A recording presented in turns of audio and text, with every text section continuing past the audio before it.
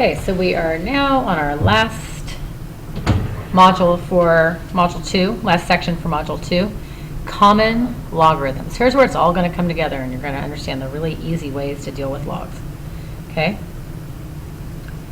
So, as we already talked about before, when a log has no base, we assume it to be 10. And logarithms with a base of 10 are called common logarithms. Common logarithms. If no base is shown, it is understood that that base is 10. So most of the time when you see it, you're not going to see a 10 sitting there. You're just going to have to understand that that's what it is. Exponential equations can be rewritten as logarithmic equations, and then the value can be calculated using base, what we call base 10. We call this change of base. So say you had in the last section, we had a log 27. Okay, we had a log 27. So what that is saying, that's saying that you take the log of your answer, okay,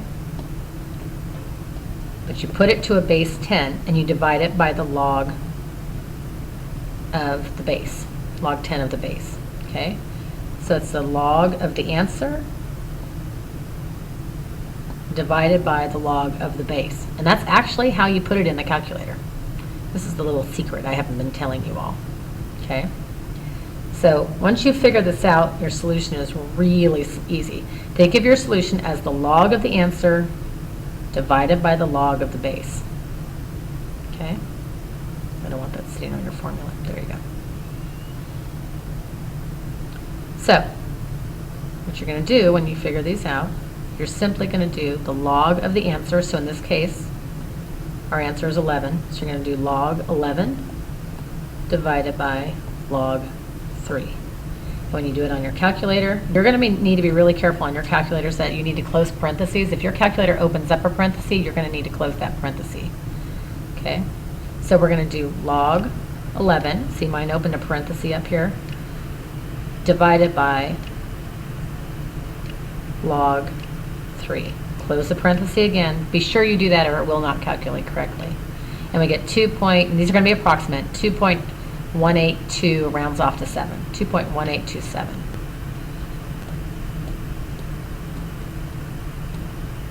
I would tell you to go back and check these. So that means 3 to the 2.1827 should give me something close to 11.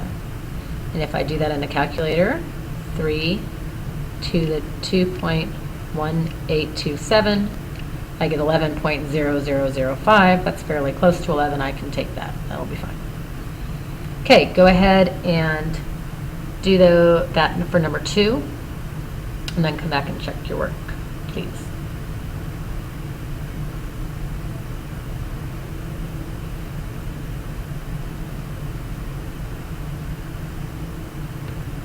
Okay, so now you're going to do the same thing. Log of 17 divided by log of 2. Simply popping that into your calculator.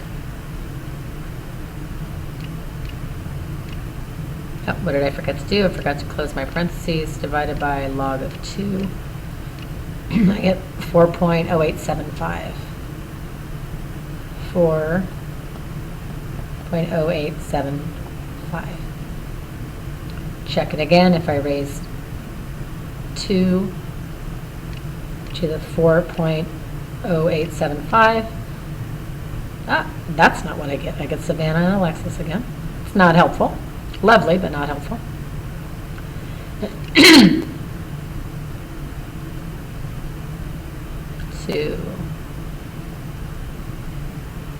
What do we have? 2 to the 4.0875.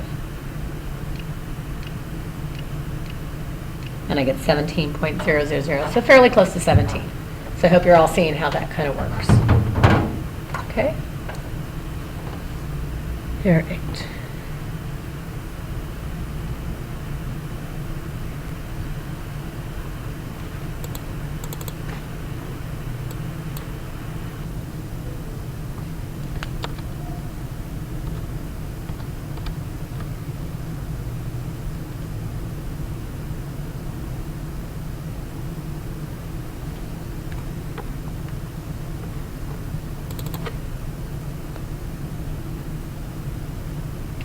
Okay, number 3 and 4. 3 and 4 are a little bit more complicated. Only in that they take a few more steps than normal problems are going to take you. But you are going to use your common logs in order to help you solve them. So I'm actually going to do this problem on a separate blank sheet of paper. I think you have enough room on yours. I just want to make sure I have enough room on mine. So you're going to solve 5 to the 3y is less than 8 to the y minus 1. That can be an equal sign, can be a less than, greater than, it's all fine. So the first thing you're going to do is take the log of both sides. Okay, so you're going to have log 5, 3y is less than the log of 8 y minus 1. Now what's going to help you is the power property. What do we do with those exponents, these exponents here, from the power property? If you have to look back at your other notes, go look. Okay. So what happens is those exponents come out to the front. Okay. So we're going to have 3y log 5. Oh, look what happened. Now all of a sudden I've got common logs going on. So I have nothing down here, which tells me it's 10. Okay, is less than, which I actually had before, y minus 1 times log 8. Remember what I'm trying to solve for. I'm trying to solve for y. I'm trying to figure out what y is. So I need to get that isolated. So sometimes you have to kind of take things apart so you can put them back together again. That's what we're going to have to do. So let's just deal with the right-hand side. And what I'm going to do is I'm going to distribute that so that I multiply that out. So left-hand side is going to stay the same. 3y log 5 is less than y times log 8 is y log 8 minus 1 times log 8 is just log 8. Because I'm trying to solve for y, it would be really helpful if I could get them both on the same side of the inequality, and then I could isolate it out. I could factor it out. So I'm going to move this y log 8 to the other side, and I'm going to do that by the opposite, which would be negative log y8. So I'm going to subtract that. So I'm going to subtract y log 8 from both sides. So those are gone, and now I have 3y log 5 minus y log 8 is less than negative log 8. So I'm certainly not simplified yet, but I'm getting there. It's getting there. Now, because I've got y, both my y's are sitting on the left-hand side, I can factor that out. So I'm going to factor out a y from each and just write down what I have left. So I've got 3 log 5 minus log 8. Remember that I'm trying to solve for y. So now y is being multiplied by this entire quantity, the 3 log 5 minus log 8. So all I have to simply do is divide both sides by that, and I would have it isolated. So I divide by 3 log 5 minus log 8, 3 log 5 minus log 8. Okay, that all cancels. So my y now equals y is less than negative log 8 over 3 log 5 minus log 8. Okay, so now you're going, okay, Lucy, is that where I stop? Sure is not, because can't we, now that we know common logs, we can find a value for log 8. We can find a value for log 5 and multiply it by 3. We can find that value for log 8. So the two that you need are log 5 and log 8, right? So now you're going to go to your calculator. And when you do a log, if you just do log 8, it's assuming that that is a base log. When you're using log by itself, the log key by itself, it assumes a base 10. So our log 8 has a value of 0.9031. Okay. So let's just write this over here so we can use them in a minute. So log 8 equals 0.9031. And log 5 has a value of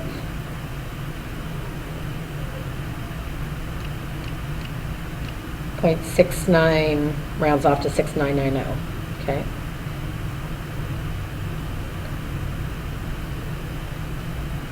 Six, 990, okay?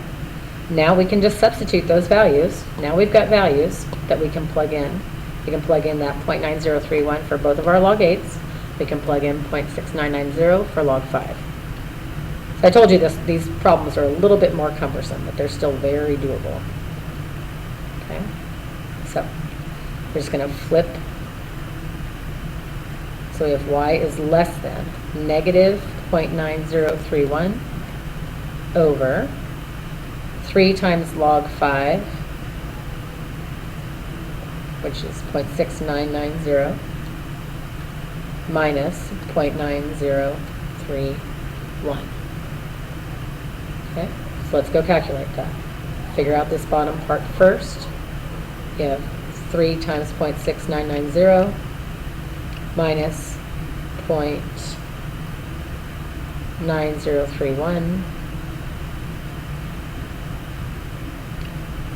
So on the bottom I get 1.1939. 1.1939, and on the top I still have negative 9031. Let's go divide that out. I have negative 0.9031 divided by 1.1939. Now we get negative 0.7564.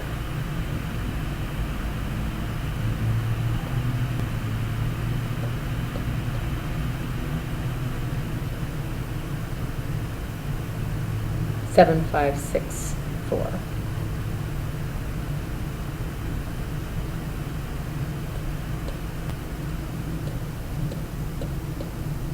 Okay, remember, we weren't finding the log value, we were just finding the value of y. Phew! Did that wear you out? Wore me out. Okay. So number 4 is going to be the same way. I'm going to let you go ahead and see if you can work that on your own. Actually, number 4 is a little bit easier. So go ahead and work that problem and then come back. This one, start with the same thing. You're going to take the log of both sides. Okay, so I'll start you off. You would have log 4, 5 to the 5n is less than log 30. Go ahead and see if you can work that problem out and then come back. Number 4 is much simpler. Aren't you glad I did number 3 with you instead of number 4? So do your work, come back and check. Okay, so we're going to start this one the way we started the other one. We're going to move that power out. So we'll have 5n times log 4 is less than log 30. I can easily find values for log 4 and log 30. So log 4 gives me a value of 0.6021. 0.6021. And log 30 gives me a value of 1.4771.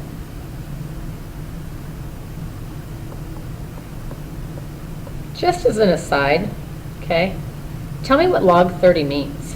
If that's a base of 10, what does that mean? That means 10 to the 1.4771 should equal about 30.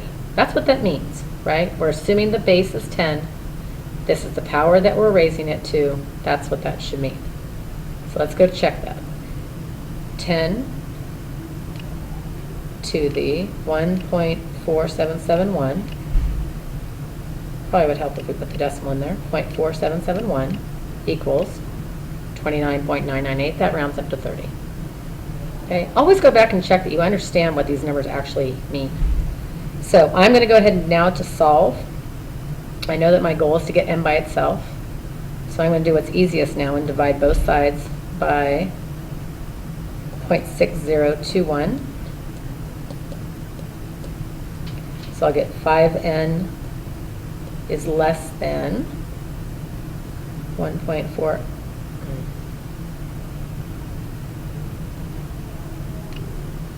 1.4771 divided by 0.6021 think that's right, 6021, yes, equals 2.4532, 2.4532, and then got to divide by 5. So the answer should be n is less than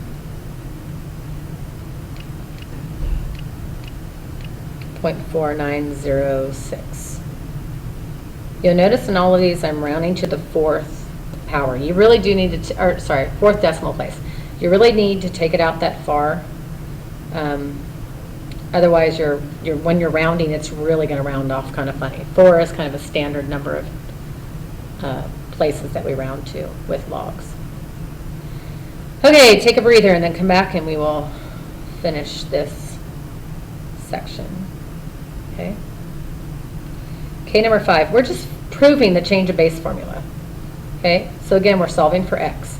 Okay, so the way you're going to do that is you're going to solve for x using the method we used above. Okay, so I'm going to put a log in front of both. Log bx equals log a. That x is going to come out to the front. And then I'm going to divide both sides by log b, so I get x by itself. And isn't that our change of base formula? X equals the log of a, or our answer, the log of b. Okay, good. Express log 425 in terms of common logs and then approximate its value to 4 decimal places. Easy, easy. Log of 25 divided by log of 4. If you wanted to go actually put those values on here, you could. Log of 25 is 1.3979, 1.3979. Every log has an actual value. And log of 4 equals 0.6021. And then we're just dividing. So 1.3979 divided by 0.6021 is 2.3218. This is approximate, so you always want to use little squigglies. 2.3218. Is that right? 3218, yes. Okay, excellent. Okay, that should be everything on the first page. Let's go to page 2. Okay, so now we're back at our compound interest. I'm really liking that you guys are liking the personal finance stuff that we're doing, and I told you would have more practice on compound interest, and here you go. As we've already learned, compound interest allows an initial amount or principal to grow very large because the interest earned is an exponential function. Instead of increasing at a constant rate, as in a linear equation where things just grow steady like this, same pace all the time. Let's see how, oh, that's straighter, there we go. Rate is being applied over and over again, which results in interest being earned on top of interest. That's why an exponential growth looks like this. It grows much faster, much quicker. Okay, so the compound interest formula. The compound interest formula is A equals P, which is your principal. A is the amount that you're going to earn. P is your principal, the amount that you initially put in the bank account. 1, because that's 100% of our money back, plus the rate. This is a little bit more elaborate formula than we used before. You'll notice that we added n in there, okay? So the rate divided by the number of times it's compounded per year. Up till now, we've only done annual compounding. Most accounts are compounded more often than that, usually monthly, sometimes biannually, twice a year. And then the rest of the formula is to the power of R times T, which is the rate times the number of years. And T is always in years, always. Okay? So all you're doing is popping information into a formula. So I will help you set them up, and then you can figure them out. Remember, when you're calculating, you've got to follow PEMDAS, and you have to figure out this part of your equation first. Have to. If you do not, you are never going to calculate the right amount. Okay? So, number one, our principal, remember to check what it's asking for. What principal, so that's what we don't know. We don't know P. Okay? Will amount to $2,000 if invested at 4% interest, so that's our rate, 0.04.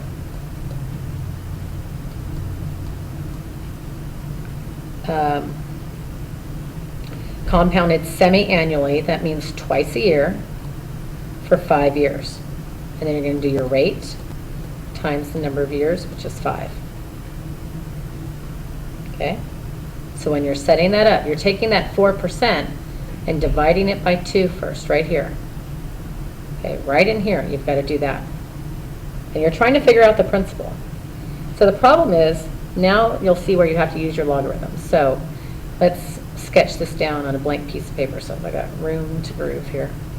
So they want to know, to get it up to $2,000, how much money do I have to invest if the rate is 0.04, it's compounded biannually, which means twice a year. The rate is 0.04, and we're going to do that for 5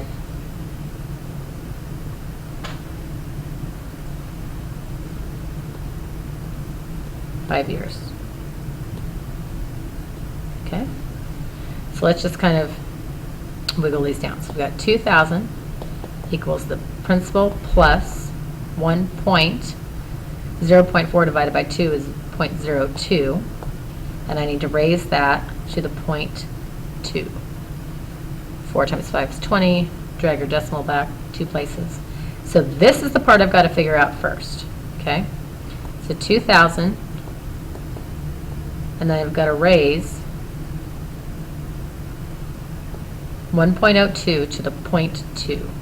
So 1.02 to the 0.2 is 1.039. Let's call it 1.004. 1.004.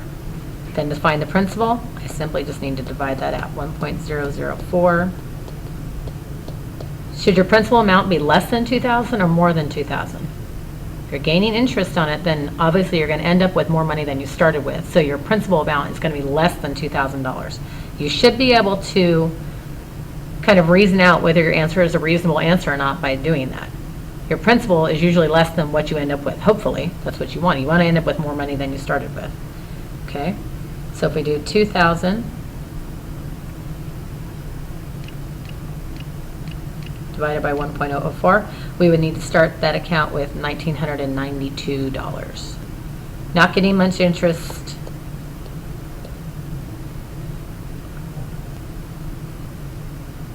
.03.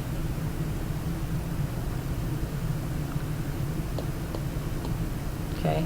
You're not getting much interest, and they're only compounding it twice a year. That's why you're not really earning a whole lot of money on your investment at that point for that particular example. Okay? So it's roughly 1992, something like that. Okay? Because you're getting about 4% a year, right? Split up 2 times. So what principal will amount to $3,500 if invested at 4% interest compounded quarterly for 5 years? So let's do that again. So we've got what principal will amount to $3,500. We don't know what the principal is. That's what we're trying to find. If invested at 0.04 compounded quarterly, so how many times a year is that being compounded? Right? It's being compounded 4 times a year, okay, for 5 years. So the rate is 0.04, and again, that's for 5 years.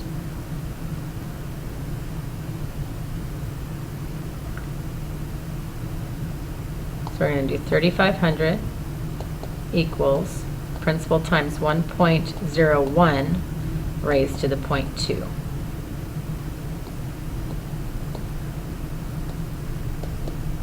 So 1.01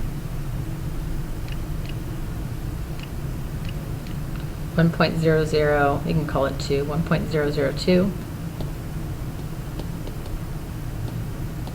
Okay, and then we need to divide that out. 3,500 divided by, sorry, I don't know why my iPad keeps popping out of the calculator. 3,500 divided by 1.002, you need to start your count with 3493.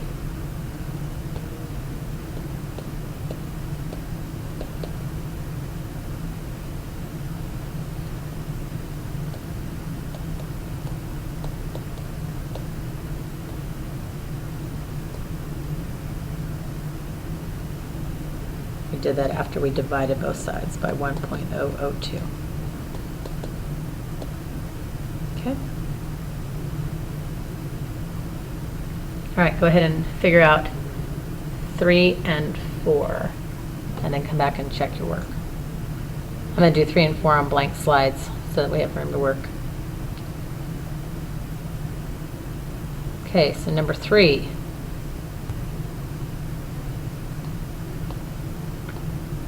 What principal will amount to $3,000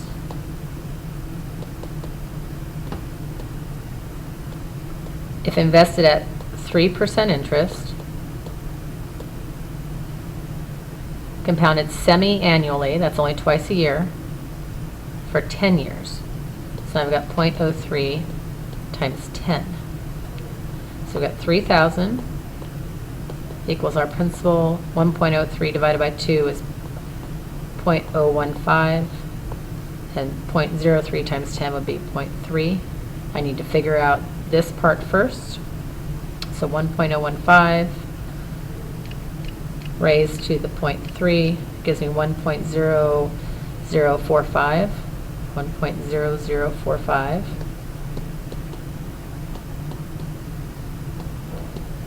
Times the principal equals 3,000. Divide both sides by 1.0045. So our principal would equal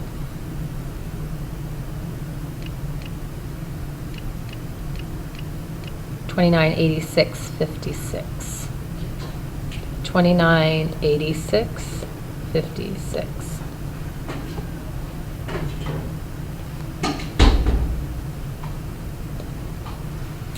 Okay, last problem, number 4. And how many years, so now we're looking for time, how many years will $400 earn $200 in compound interest if it is invested at 5% compounded annually? So if we earn 400, if we start with 400 and we need to earn 200, then our total amount at the end should be 600. We know that we started with 400 and our rate is 5%.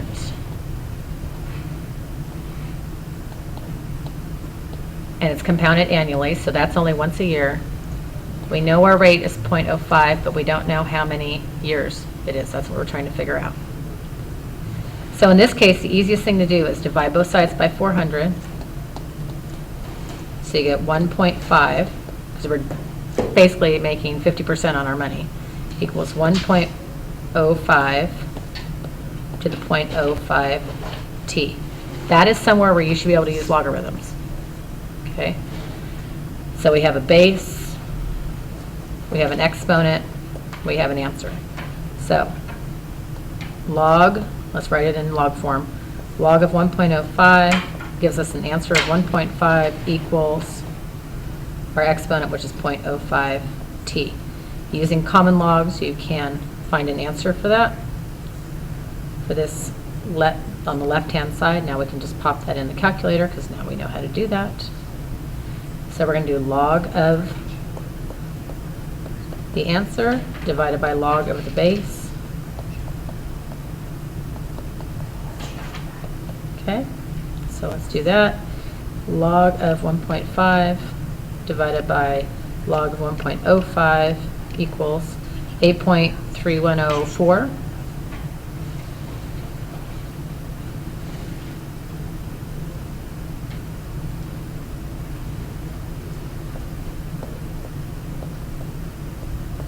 Equals 0.05 t.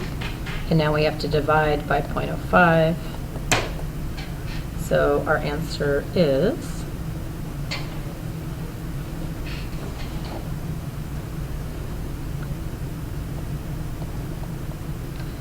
8.3104. 8.3104 divided by 0.05 equals 166.21. So it only took us 166 years to figure that out, to earn that kind of money. 166.2 years. Okay, and that does it for compound interest. We will do practice in class, and that is it for Module 2.